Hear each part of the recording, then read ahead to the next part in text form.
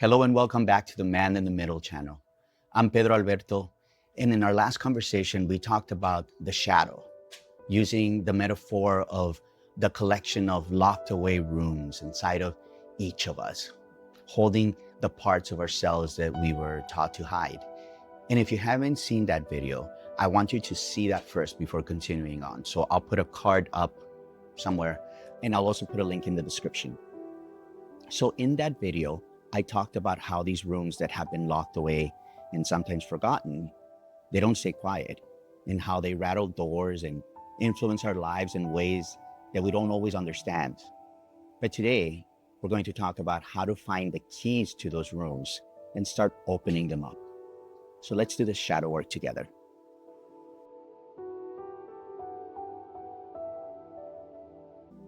Now, this isn't about breaking the doors down. It should be a gentle process of discovery. The keys to your shadow aren't hidden in some far off mystical place. They're in your pocket right now, and you use them every single day without even realizing it.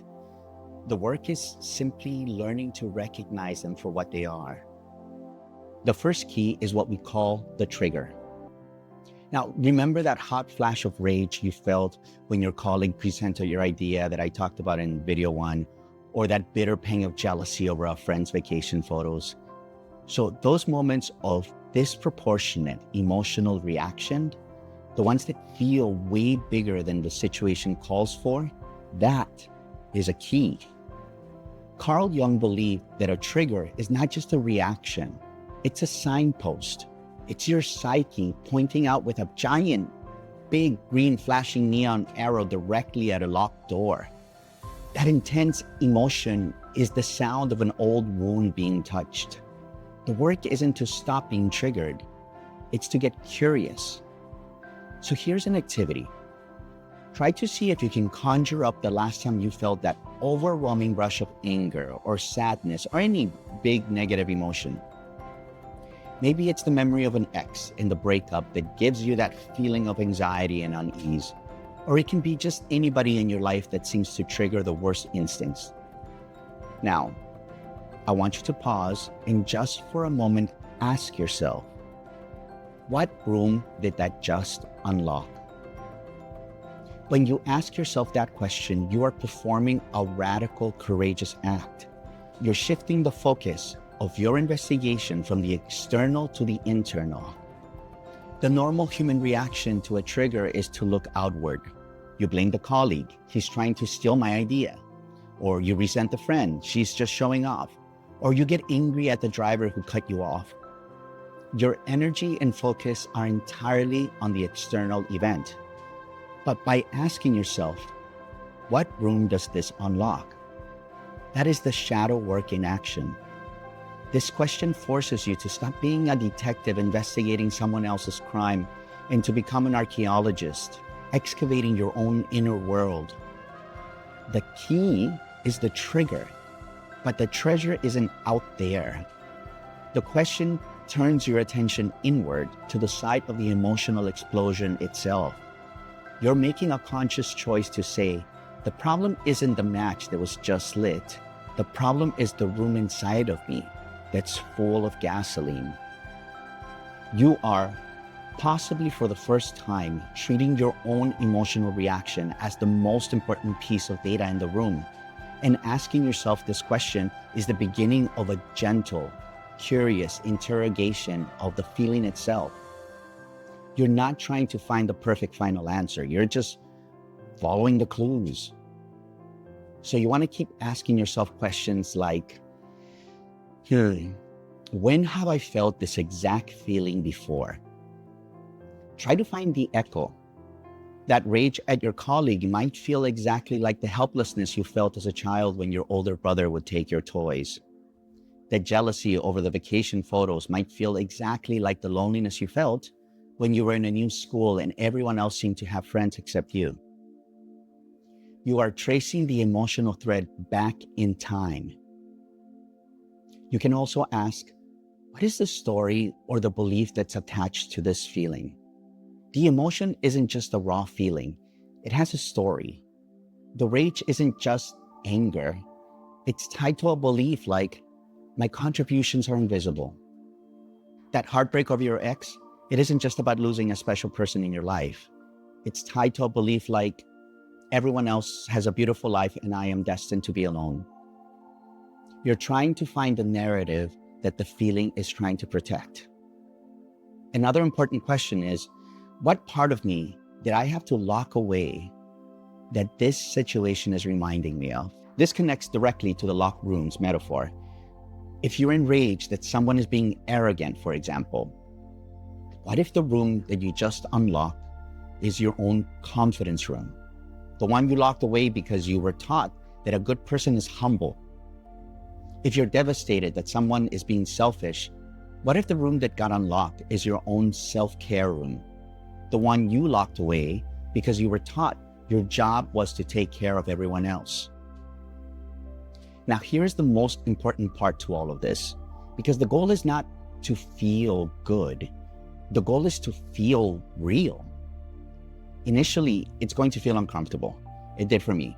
And it can feel confusing and disorienting, and you might even have this wave of shame come over you.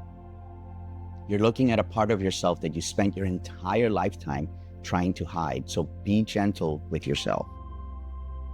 Then, you might feel a sense of curiosity. This is the first sign that the work is taking hold. Instead of just being the victim of the feeling, something you just experienced, you are becoming an observer of it. This is the shift from powerlessness to having your own agency. But ultimately, you're aiming for compassion. The goal is to look into that unlocked room, that deep part, and not see a monster, but see a younger, wounded part of yourself that you had to lock away in order to survive, to fit in, maybe to make your parents happy or proud. The end goal of the first step is to be able to look at that angry, jealous, or sad part of yourself and say, I see you. I understand why you're here, and you don't have to stay in the dark anymore. This is not an act of analysis. It is an act of reintroduction. You are simply bravely meeting a part of yourself that has been waiting for a very long time.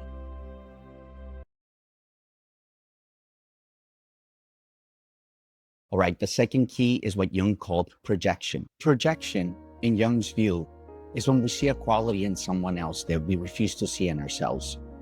Think of it like we are movie directors and other people are the screens we project our own internal films onto. Now, Jung noticed this works in two powerful ways, with the people we turn into villains and the people we turn into heroes.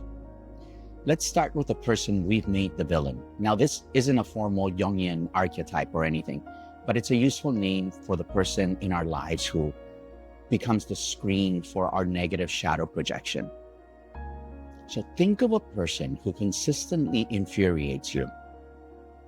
Now name the specific trait that bothers you. Are they arrogant, needy, lazy, selfish? Once you have that word, here's the work. Jung would ask us to perform a reversal. Ask yourself with brutal honesty, in what way am I also this?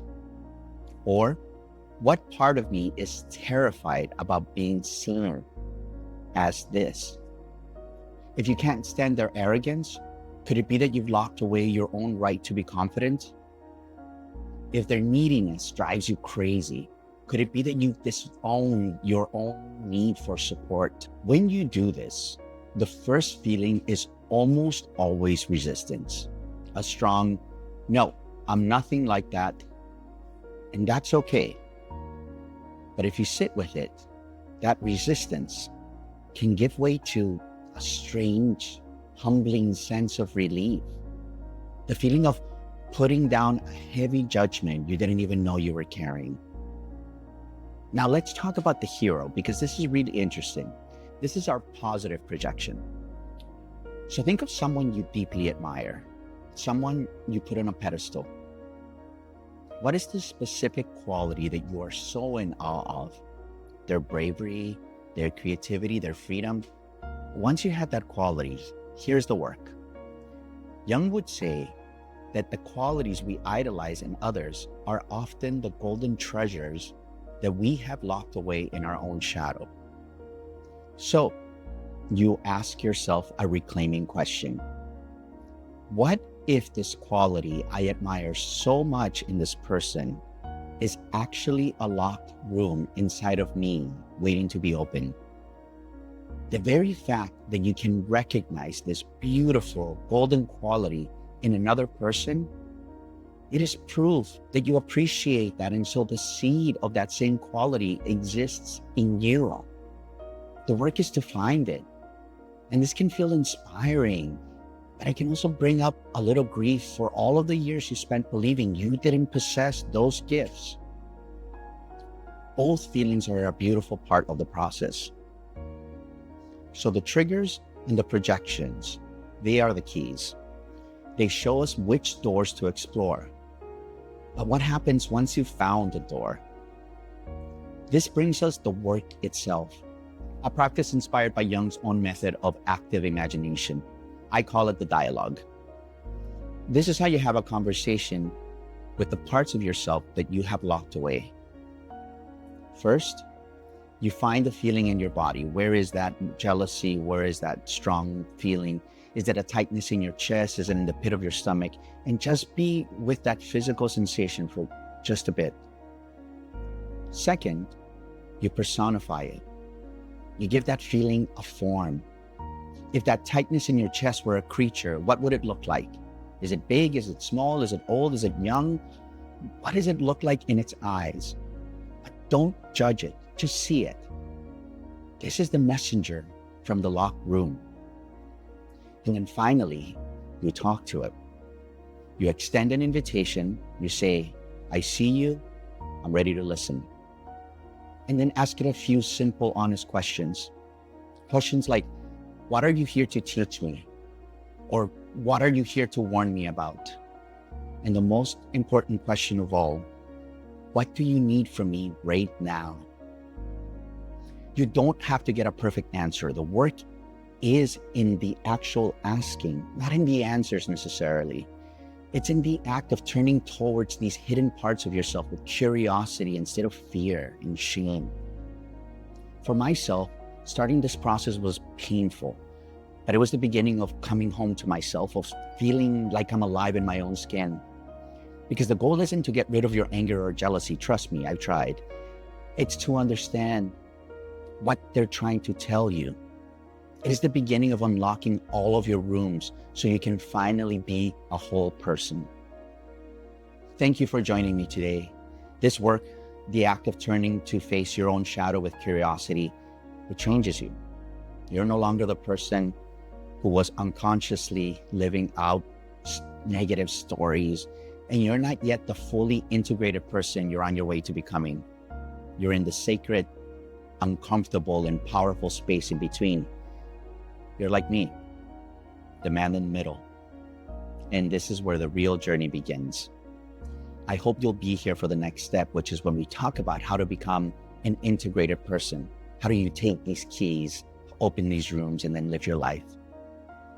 And of course, if you like the channel, please like and subscribe and hit the bell button to be notified of my new videos. I am a new channel. I need all of the help that I can get. Thank you very much.